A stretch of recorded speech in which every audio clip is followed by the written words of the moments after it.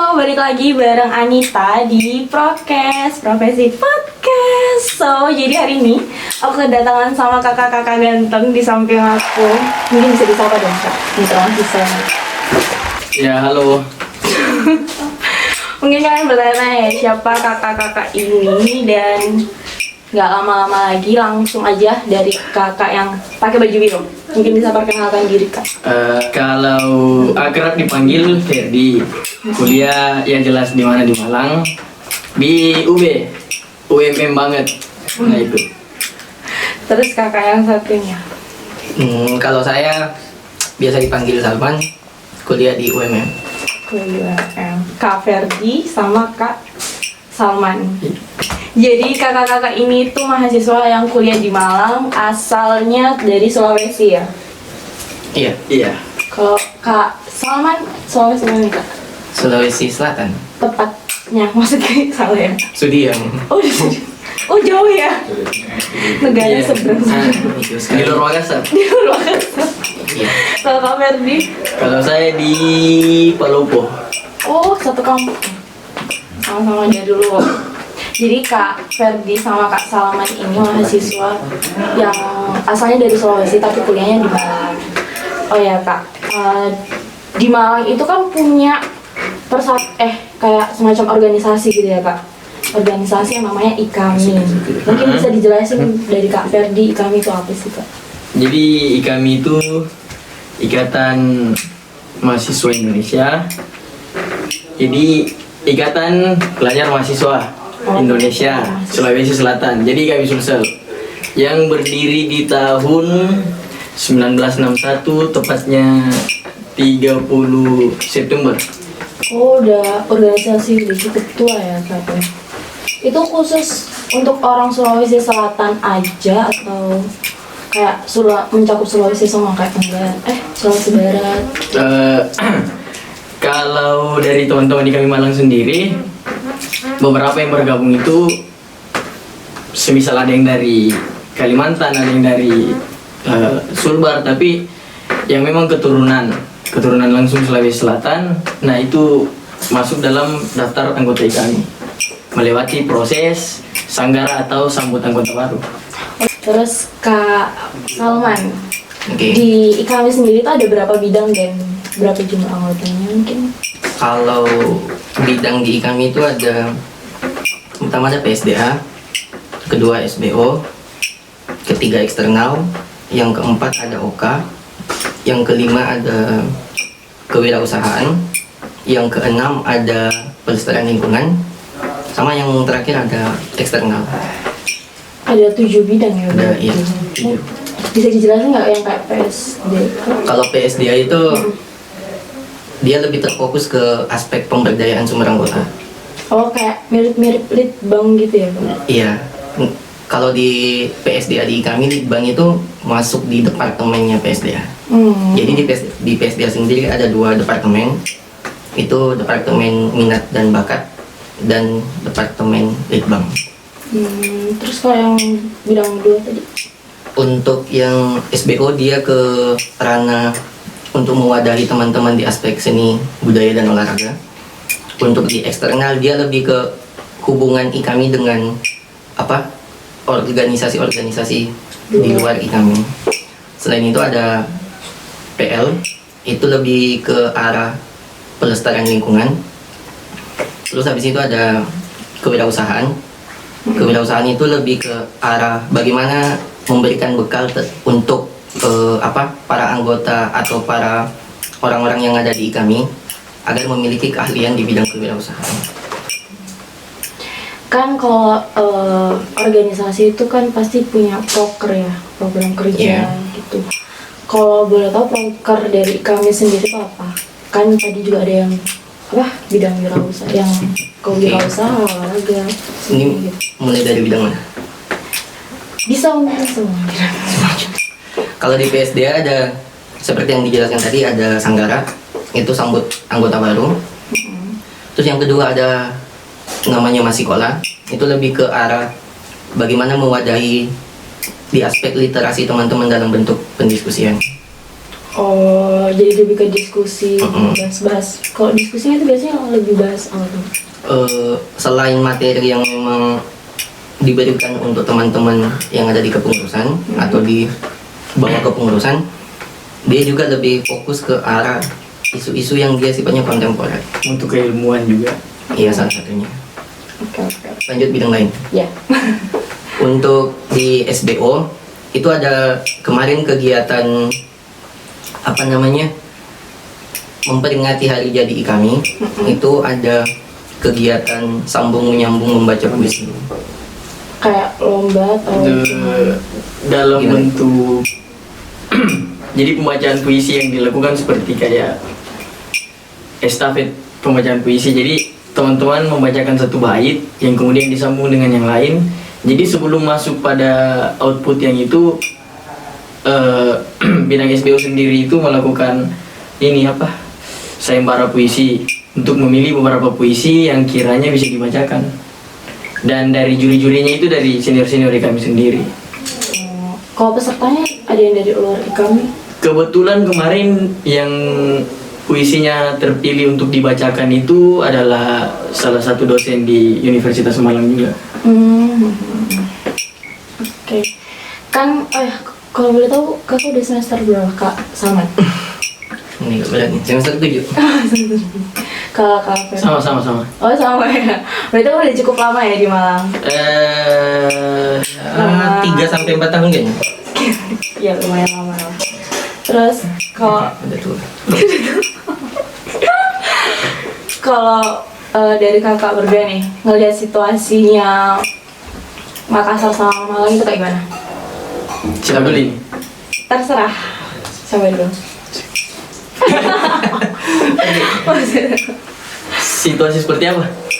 Mungkin kayak lingkungannya atau apa gitu. Mungkin dalam apa istilahnya, dalam bentuk ruang akademisi ya hampir sama lah, namanya kota punya apa istilahnya, kota pendidikan hampir sama lah. Tapi yang paling menonjol dari apa, dari Malang soal kehidupan yang dilakukan sama teman-teman ya otomatis jauh berbeda karena kita jauh dari rumah lah istilahnya. Jadi lebih berpikir selain untuk bertahan hidup ya harus memikirkan juga bagaimana caranya terus mengisi otak. Kalau kakak Kak Salman. Kalau pengalaman selama 2017 sampai tahun ini itu lebih ke arah suasana sih sebenarnya. Suasana. Suasana di Malang kalau menurut saya pribadi lebih nikmat lah untuk teman-teman yang berkuliah karena ya dari apa ya, keadaan iklim, cuaca lebih dingin dibandingkan di Makassar. Lebih sering tidur. Makan banyak. Oh iya. Sama yang paling penting makanan murah. Oh iya, biaya hidupnya lebih murah di Malang. Poin paling penting. Poin paling penting sebagai mahasiswa. Terus kalau perbedaan kayak apa ya, kebiasaannya pasti kan ada kayak budayanya yang beda banget antara Makassar sama Malang. Jelas. Gimana tuh ngadepinnya waktu pertama kali pindah ke sini? Ya namanya juga lingkungan baru ya mesti adaptasi, tapi Lama nggak adaptasinya kak? cuma beberapa bulan sih. Oh cuma cop ya. Yang paling menonjol dari teman-teman di Malang juga dalam perantauan karena ya seperti yang diketahui sama-sama, kalau kita dekat sama rumah kadang kita apa ya tidak paham soal dapur sendiri, jadi kita sukar untuk memahami budaya sendiri. Tapi ketika teman-teman ini berkumpul di Malang, malah teman-teman lebih mengutamakan budayanya, terutama kayak telucapa, Sirina Pace ya, hal seperti itu, pesan-pesan dari apa, papasan dari orang tua. Jadi lebih keingat lagi daripada waktu di kampung sendiri. Iya, soalnya kan kita sibuk apa istilahnya, sibuk bermain lah, terlena dengan hal-hal yang selalu kita yakini kalau itu benar dari kecil, soal pergaulan dan sebagainya. Tapi bukan berarti juga teman-teman di sini tidak bergaul. Tapi ya semakin jauh dari rumah semakin ingin tahu lah soal apa sih Sulawesi Selatan itu, apa budayanya. Oke, oh ya, ada pertanyaan yang kelewat tentang IKAMI. Kalau mau masuk ke IKAMI sendiri itu sistem perkaderannya itu kayak gimana ya, Kak? Sebenarnya Yang jelas nggak ditampar lah. sebenarnya Nggak ada kekerasan ya? eh, kita dari tahun ke tahun sih sebenarnya mencoba untuk menghilangkan kesan perkaderannya yang dianggap ya bukan tabu sih sebenarnya, tapi terlalu mistis kalau dia diarahkan ke Sulawesi Selatan, karena kita coba melahirkan kesan yang membentuk mental tapi dengan cara yang lebih soft, dengan cara yang Lebih halus gitu. ya membangun dengan landasan kekeluargaan, sehingga tercipta bunga-bunga yang lahir dari kekeluargaan juga. Iya, simpelnya juga soal apa ya? Nanti ketika manusia tersiksa kan baru biasanya muncul intuisi atau hati untuk harus melawan. Jadi teman-teman di kami sendiri itu untuk mengenai sentuhan tangan, kaki dan sebagainya itu memang tidak pernah dilakukan. Tapi senior-senior yang selalu ajarkan itu soal bagaimana kita membuat atau merawat organisasi tetap sampai hingga hari ini ya dengan cara-cara seperti itu. Bagaimana kita bertahan sendiri, bagaimana mencari dana sendiri, bagaimana merasakan susahnya mengumpulkan uang untuk melakukan satu kegiatan. Hal-hal yang misal melatih agar sekiranya kalau kita masih di dalam kolam berenang kan masih bisa belajar berenang. Kalau kita sudah keluar dari dunia mahasiswa kan otomatis kita sudah di lautan bebas. Jadi hal-hal seperti itu yang selalu dijadikan bekal sama senior-senior. Sekiranya jangan ada hal yang terlewatkan untuk dipelajari, dan sebisa mungkin selama berada dalam organisasi harus tetap belajar agar tidak ada kesia-siaan yang bisa disesali kalau misalnya kita telah selesai dari malam.